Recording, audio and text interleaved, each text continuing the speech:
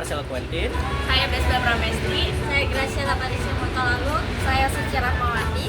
Kami akan menjelaskan tentang proyek matematika bisnis kelompok kami tentang manakah yang lebih baik antara KP rumah versus investasi emas.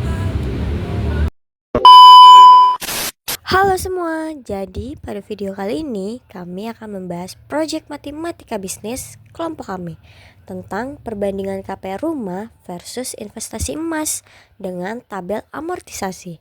Nah, kira-kira mana sih yang lebih baik untuk masa depan? Yuk disimak. Seperti perkenalan di awal tadi, saya tidak sendirian nih. Saya bersama teman-teman kelompok saya, yaitu Suci Rahmawati, Marcelo Quentin, dan Besba Pramesti. Nah, pertama-tama kita ketahui dulu yuk kasus ceritanya. Bayu, seorang pengusaha muda, baru saja menjadi seorang ayah. Ia jadi sering merasa resah memikirkan masa depan keluarganya. Ia ingin memberikan rumah sendiri untuk keluarga kecilnya, tetapi juga tertarik dengan investasi emas. Suatu hari, ia berkonsultasi dengan Rani, seorang perencana keuangan. Rani berkata, rumah adalah kebutuhan utama, apalagi sekarang ada program KPR dengan cicilan terjangkau. Sementara emas cocok untuk tabungan darurat atau jangka menengah. Setelah mempertimbangkan, Bayu memutuskan untuk mengambil KPR rumah. 3 bulan kemudian, ia dan keluarganya pindah ke rumah baru. Bayu merasa lega karena keluarganya kini memiliki tempat tinggal tetap, sambil perlahan mulai menyisihkan uang untuk investasi emas. Mari kita cari tahu investasi manakah yang paling menguntungkan untuk Bayu antara membeli rumah KPR atau investasi emas. Halo, saya Suci Rahmawati. Di sini saya ingin menjelaskan tentang KPR rumah. Jadi, dimisalkan Bayu ingin membeli rumah di sebuah daerah Jakarta dengan harga 800 juta dengan suku bunganya 8% per tahun dan DP yang harus dikeluarkan sebesar 25%. Jadi, DP rumah yang harus dikeluarkan sebesar 200 juta.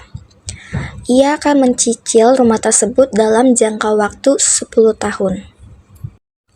Selanjutnya, kita akan menghitung jumlah angsuran yang akan dibayar oleh Bayu selama 10 tahun ke depan dengan menggunakan metode amortisasi.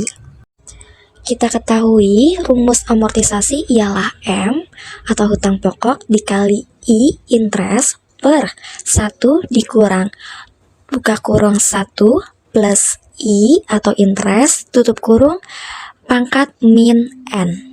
Sehingga kita masukkan ke dalam rumus M itu ialah harga rumah dikurang DP dikali I-nya atau interest sebesar 0,08. 0,08 itu didapat dari 8%.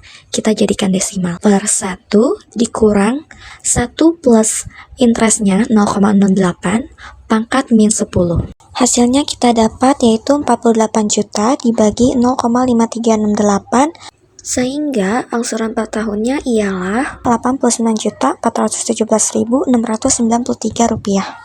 Seperti yang kita lihat di tabel, angsurannya itu 89.417.693 rupiah. Lalu ada saldo awal. Saldo awal didapat dari harga rumah 800 juta dikurangin dengan DP rumah 200 juta, jadi 600 juta rupiah. Angsurannya 89.417.693 rupiah, lalu bunga awalnya itu 48 juta.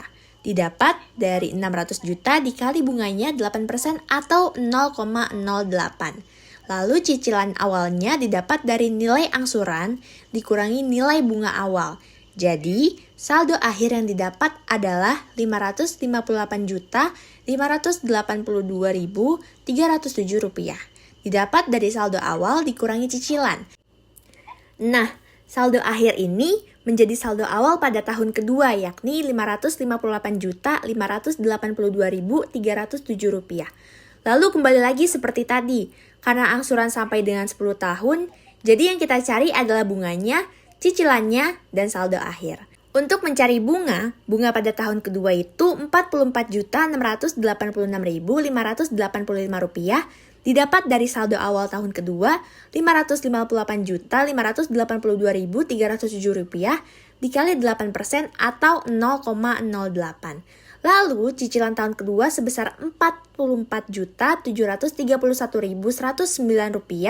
itu didapat dari angsuran dikurangi dengan bunga tadi.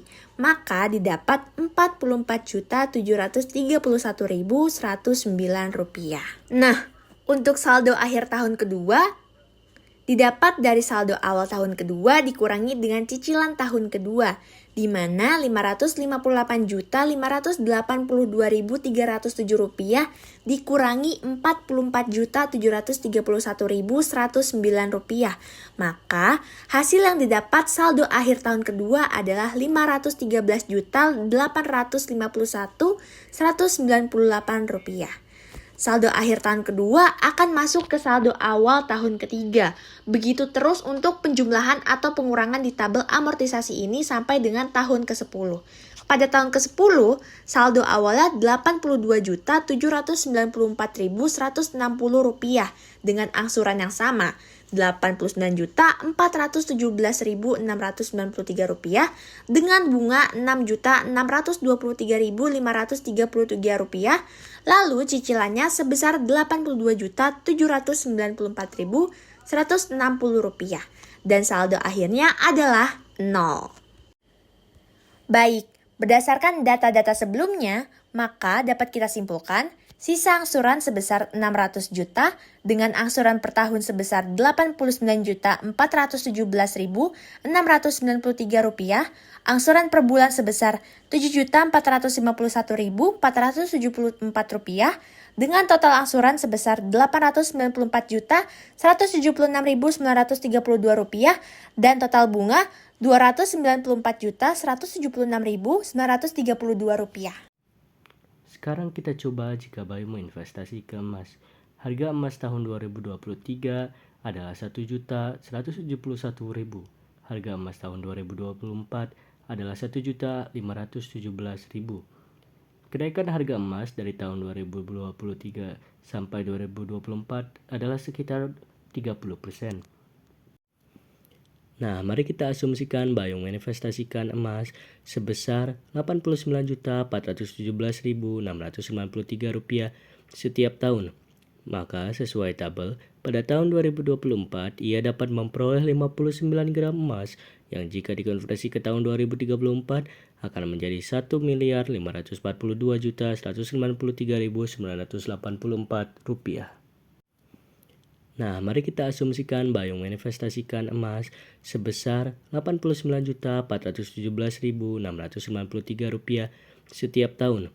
Maka sesuai tabel, pada tahun 2024 ia dapat memperoleh 59 gram emas yang jika dikonversi ke tahun 2034 akan menjadi Rp1.542.193.984.